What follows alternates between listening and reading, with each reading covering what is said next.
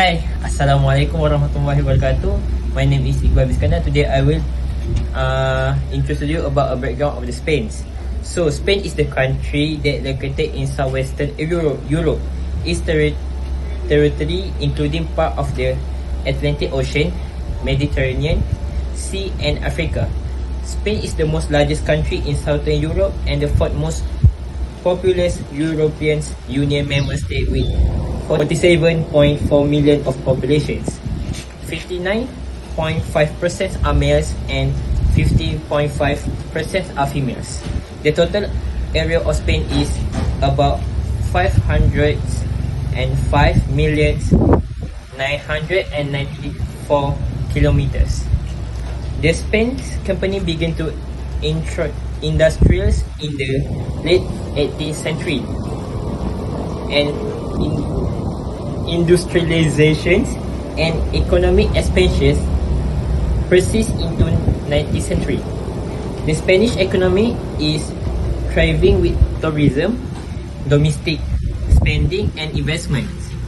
In the final quarter of 2023, the Spanish economy grew at 0.6% annual pace following a 0.4 expansions in the preceding period. Spain economy is gains traction, outperforming its European neighbor with robust growth figure fueled by strong domestic demand and favorable investment climates.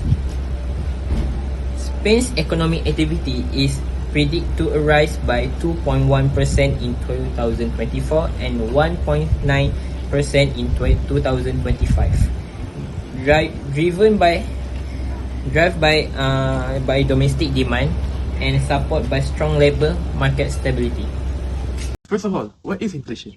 Inflation refers to a continuous and sustained increase in the general price level of goods and services in an economy, leading to a rise in the cost of living and a decrease in the purchasing power of a currency. Consequently, there is an inverse relationship between inflation and the value of money. When inflation is high, the value of money is low, and vice versa. This means that consumers' money will not buy as much today as it could yesterday. Inflation is measured using consumer price index data over a specified period. A weighted consumer price index gauges changes in the average prices of a quote market basket of goods and services typically purchased by an ordinary urban household, including food, drinks, clothing, furniture, and transportation. This market basket is reviewed annually by the Bureau of Statistics to reflect market changes and represent consumer spending patterns accurately. An increase in the CPI indicates inflation, while a decrease indicates deflation. Thus, the CPI reveals changes in the value of the money that you hold.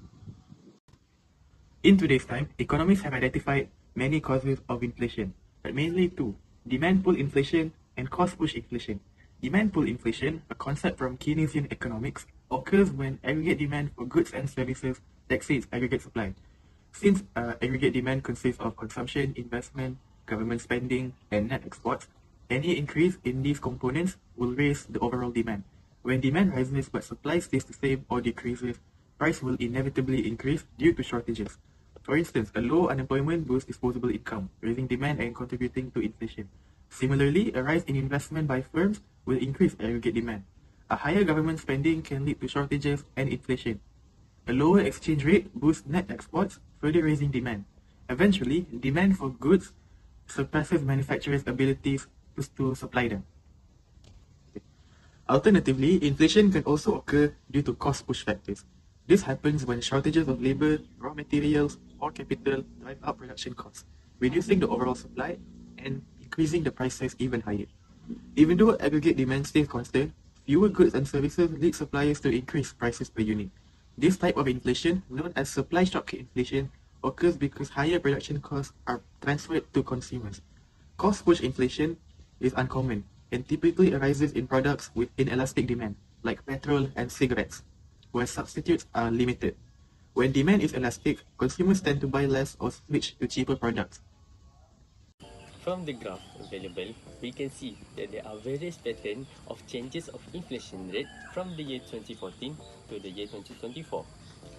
We can see that there are periods where the inflation rate increased from last year, which indicates inflation. And we can also see where there are periods where the inflation rate decreased from last year, which indicates that there happen to be deflation. But there are also where the inflation rate it happens to be negative, which indicates that it is deflation. As you can see in the table right here, we started with the year 2014, which is exactly 10 years ago, and the rate started with negative 0.19%. And for the next 2 years of 2015 and 2016, the rate is still negative, which is negative 0.63% and negative 0.34%. And for the next 2 years, which is 2017 and 2018, the rate changes from negative to positive, which is 2.04% and 1.74% respectively. And for the year 2019, the rate is still positive, which is 0.78%. And in the year 2020, the rate changes back to negative, which is negative 0.34%. And for the year 2021 and 2022, the rate started increasing again, which is 3.01% and 8.32%. And for the last 2 years, which is 2023 and 2024, the rate is still positive with 3.4% and 2.67% each. Okay, for the next part is unemployment. Unemployment is the state of not having a job, which is commonly measured as a percentage of the workforce actively looking for work. It is an essential economic statistic indicating the health of an economy, because high unemployment rate might signal a lack of work possibilities or an economic slump, whereas low rates imply a healthy labor market and economy. According to my research, the unemployment rate in Spain has fluctuated throughout the 10 years from 2014 until 2024. Spain has the highest unemployment rate among the European countries in 2014. The highest unemployment rate in the past decade was reported, which is 24.47%, while the lowest unemployment rate between 2014 until 2024 is 11.67%, which is in 2023. Now, looking to the unemployment data. As we can see, in 2014, the unemployment rate in Spain was 24.44%, which is 1.65% lower than 2013. In 2015, the rate was 26.06%, decreased by 2.38%. In 2016, the unemployment rate was decreased to 19.64%, while in 2017, Spain's unemployment rate dropped by 2.42%. The rate was 17.22%. In 2018, the unemployment rate in Spain was 15.25%. In 2019, the rate was 14.1%. It was decreased by 1.15%. The unemployment rate in Spain was increased to 15.53% in 2020 due to the COVID-19 pandemic. In 2021, the unemployment rate in Spain was 14.78%. In 2022, the unemployment rate has a drastic change. The rate was decreased to 12.92%. In 2023, the rate was 12.20%, which is 0.72% lower than 2022. In the present year, for the first quarter of 2024, the unemployment rate was 12.29%. Spain's unemployment rate average from 2014 to 2024 is 18.04%. Unemployment has been a big concern in Spain for several years, especially after the global financial crisis in 2008. There are several factors contribute to Spain's high unemployment rate. The first factor is labor market rigidities. Spain's labor market has been criticized for being tight, with strict unemployment protection legislation and a dual labor market that causes inequities between temporary and permanent workers. These factors may discourage hiring and make it harder for business to alter their staff in response to economic conditions. Next, Spain's economy is primarily reliant on tourism, which is vulnerable to external shocks such as global economic downturns or health crises. For example, the COVID-19 pandemic. Tourism disruption can have a wide-ranging economic impact, resulting in employment losses in related sectors. Another major explanation for Spain's persistently higher unemployment rate than the rest of Europe is that the country continues to experience low productivity, even though the fact that the most employees in Spain work longer than the rest of Europe. Now we will discuss about the type of unemployment and causes. For the first type of unemployment, we will discuss about classical. Classical unemployment or real wage unemployment happens when wages are set above market equilibrium. leading to more job seekers than available jobs. In Spain, periodic minimum wage increases mean to improve the living standards, can reduce job opportunities, especially for young and less skilled workers. When minimum wages are too high, employers hire fewer workers, raising unemployment. To counter it, they are allowing wages to adjust freely according to market conditions that can help reduce unemployment by aligning wages with the equilibrium level. For the second type of unemployment is frictional. Frictional unemployment happens when workers are temporarily jobless while changing jobs. It is usually short-term and occurs due to the voluntary job changes, fresh graduates, or re-entering workforce after break. In our research, Spain has relatively high rate of job turnover, partly due to the prevalence of temporary contracts. Many workers frequently transition between temporary positions, contributing to periods of unemployment while searching for new jobs. For the third type of unemployment is seasonal. People who experience seasonal unemployment are those whose jobs are in short supply at specific periods of the year, such as during the holidays in the retail, tourist, and agriculture industries. Spain tourism industry is highly seasonal, with peak employment during the summer, Easter, and Christmas, especially in coastal regions like Costa del Sol and the Balearic Islands. Promoting year-round tourism by developing attractions like cultural festivals, sports events, and conferences can help stabilize jobs in the tourism sector. For the fourth type of unemployment is structural. Structural unemployment occurs when job seekers' skills or location don't match available jobs, leading to long-term unemployment even in economic growth period. Spain has one of the highest youth unemployment rates in Europe.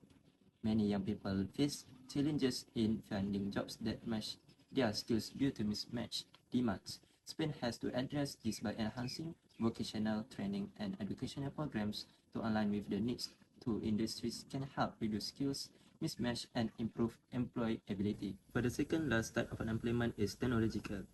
In Spain, technological unemployment is the result of automation and advanced technology replacing human labor in various industries such as manufacturing and services. This shift has led to job losses in now automated sectors such as retail and manufacturing. It has also highlighted a skill gap as workers may lack the skill required for new roles created by technology. Spain faces the challenge of addressing high youth unemployment and ensuring policies support workers through retraining and digital skills training, managing technological advancement to benefit the economy and ensure unemployment is critical to Spain's future economic stability. For the last type of unemployment is cyclical. In Spain, cyclical unemployment is a major problem caused by economic cycles. For example, after the global financial crisis, Spain experienced a severe recession that led to high unemployment. During this period, companies laid off employees due to the decline in demand for goods and services. Spain also faced structural problems in the labor market, such as a lack of skill and a gap between temporary and permanent jobs. The government and the European Union has responded with measures such as economic stimulus packages and the labor market reforms to promote job creation and training. Although Spain has made progress in reducing unemployment since the crisis, still faces challenges in maintaining economic growth and addressing long-term unemployment. The conclusion of the rate of inflation and unemployment in Spain is every country in the world must have the experienced change in rate of the inflation and unemployment. This is because these two issues are big since it affects the citizen of the country and how the country survives. Spain inflation has undergone several patterns of the ups and downs through the year 2014 until 2024.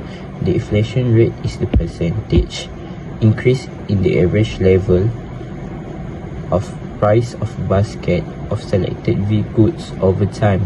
Inflation rates can cause change of price of consumer goods. Therefore, this event has also affects the rate of employment in the country. For the last 10 years, the employment rate of Spain has been improving throughout the years. In our opinion, the country has been doing a great job in reducing the unemployment job by following a comprehensive approach including skilling of people, better education, increased focus on labor-intensive sector, Spain will be able to decrease the unemployment rate substantially. In conclusions, every country should control their rate of employment and inflation from increasing. This will prevent the country from getting bankrupt, poverty, or in debt. Thank you.